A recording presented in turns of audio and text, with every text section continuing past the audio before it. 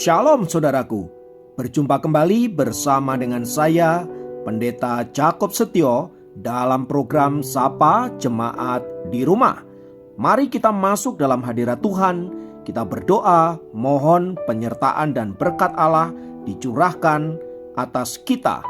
Bapa, kami menyerahkan waktu renungan firman Tuhan kali ini ke dalam tangan kasih-Mu. Mohon hikmat-Mu, mohon pencerahan daripadamu. Biarlah kami mengerti akan kehendak-Mu, supaya sepanjang hari ini menjadi hari yang diberkati, di mana kami boleh hidup seturut dengan kehendak-Mu. Berfirmanlah Tuhan, kami siap diberkati. Di dalam nama Yesus kami berdoa dan bersyukur kepadamu. Haleluya, amin. Firman Tuhan kali ini saya ambil dari Yohanes pasal 1 ayat yang ke-11. Saya ulangi, Yohanes pasal 1 ayat yang ke-11 berkata, "Ia datang kepada milik kepunyaannya, tetapi orang-orang kepunyaannya itu tidak menerimanya." Haleluya. Saudara-saudara, salah satu berita tentang Natal yang dicatat oleh penulis Injil adalah bahwa Allah datang kepada milik kepunyaannya, tetapi orang-orang kepunyaannya itu tidak menerimanya. Bagian dari firman Tuhan ini, saudara-saudara, ingin mengatakan bahwa Allah karena kasih-Nya, Allah karena peduli kepada manusia, maka Ia mendatangi manusia untuk melepaskan manusia dari segala kuasa kutuk, dosa, dan belenggu, ikatan yang membuat manusia tidak bisa memiliki relasi yang baik dengan Tuhan. Itu artinya kedatangan Tuhan ke dunia ini untuk menolong kita agar kita manusia berdosa kembali diperdamaikan dengan Allah, sehingga kita memiliki hubungan yang indah di dalam Tuhan. Tetapi sayangnya maksud baik daripada Allah tidak direspon dengan baik oleh manusia. Hal itu terjadi karena memang manusia, mata dan hatinya telah dibutakan oleh berbagai-bagai ilah yang bekerja menutupi hati nuraninya, sehingga mereka tidak bisa melihat kasih Allah yang sedang datang ke dalam kehidupan mereka. Sungguh sangat malang sekali, saudara-saudara. Manusia yang seharusnya melihat kedatangan Yesus sebagai anugerah, karena Dia adalah Raja di atas segala raja, Tuhan di atas segala Tuhan yang datang ke dalam kehidupannya, namun karena ketidaktahuannya, sehingga manusia menolak Sang Raja, menolak kasih-Nya, menolak pertolongannya. Hal ini mirip sekali dengan apa yang dialami oleh Ratu Inggris. Sang Ratu seringkali mengunjungi kastil Balmoral. Pada suatu kesempatan, saudara-saudara, ketika dia berjalan kaki sendirian, tiba-tiba hujan turun. Ia berlari untuk mencari tempat berteduh di rumah terdekat. Seorang wanita yang membukakan pintu merasa terganggu karena ketukan pintu di pagi hari. Wanita itu hanya membuka pintunya sedikit dan membentak, "Apa yang kau inginkan?" Sang ratu tidak memperkenalkan dirinya. Ia hanya bertanya, "Bolehkah saya meminjam payung?" Lalu wanita yang ada dalam rumah itu berkata dengan ketus, "Tunggu sebentar," ujar wanita itu dengan menggerutu sambil membanting pintu. Ia kemudian mencari payung yang paling jelek di rumahnya, lalu kemudian memberikannya kepada sang ratu.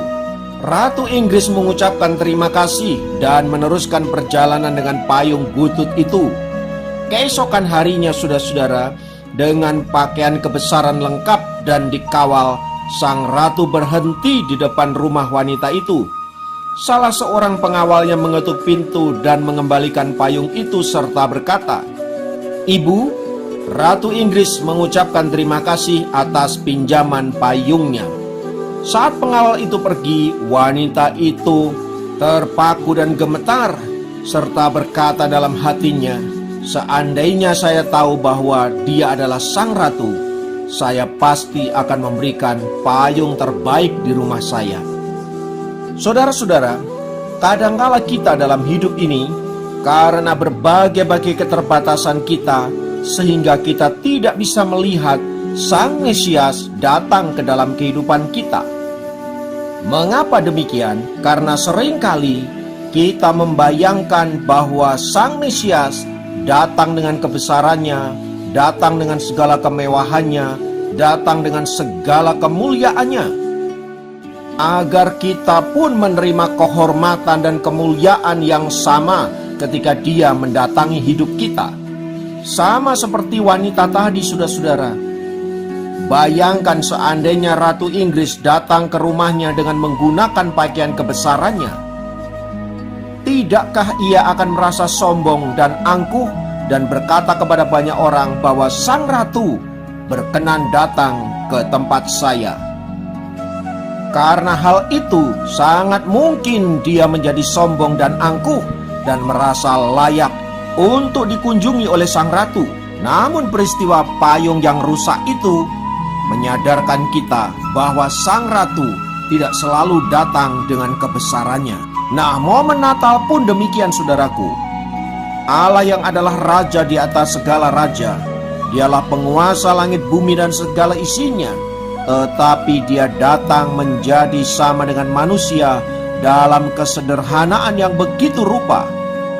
Untuk mengetahui apa respon manusia jika Tuhan datang secara demikian, ternyata manusia milik kepunyaan Allah itu menolak Sang Pencipta mereka hanya karena Dia datang dengan cara yang begitu sederhana.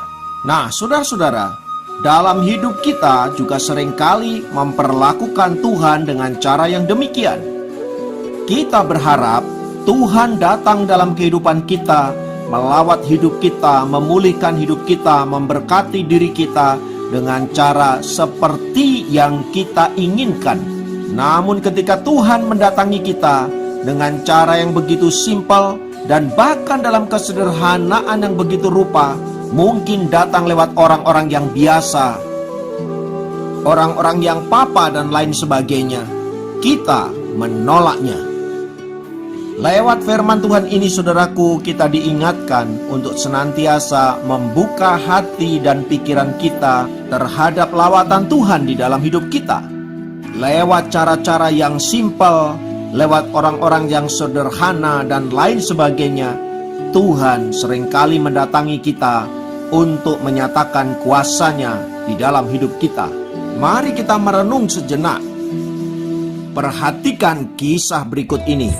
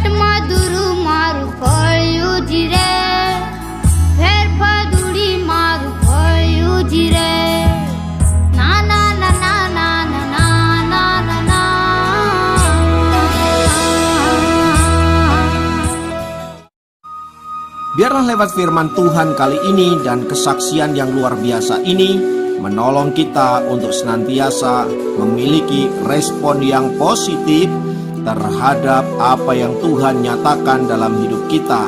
Dan biarlah kita senantiasa memuliakan nama Tuhan. Mari kita berdoa. Tuhan, kami bersyukur karena lewat momen Natal ini kami menjadi tahu bahwa Engkau sedang datang ke dalam kehidupan kami dalam bentuk-bentuk yang luar biasa. Semua itu Engkau nyatakan untuk menunjukkan kasih-Mu. Ampuni kami kalau kami tidak bisa memahami Engkau di dalam hidup kami. Namun mata hati kami sekarang dibukakan oleh kebenaran firman-Mu, sehingga kami boleh terus merespon dengan benar setiap momen sebagai cara Allah untuk mendatangi hidup kami. Terpujilah nama Tuhan kekal selamanya. Dalam nama Tuhan Yesus kami berdoa. Haleluya. Amin. Demikian program Sahabat Jemaat kali ini. Sampai jumpa dalam program Sahabat Jemaat yang lain. Tuhan Yesus memberkati.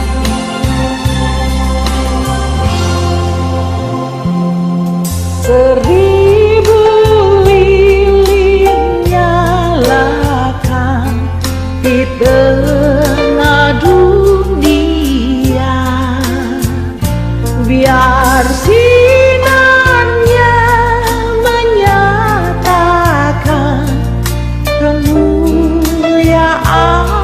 surga. Wartakan pada dunia kabar sukacita, lah lahir Yesus penebus juru selamat kita.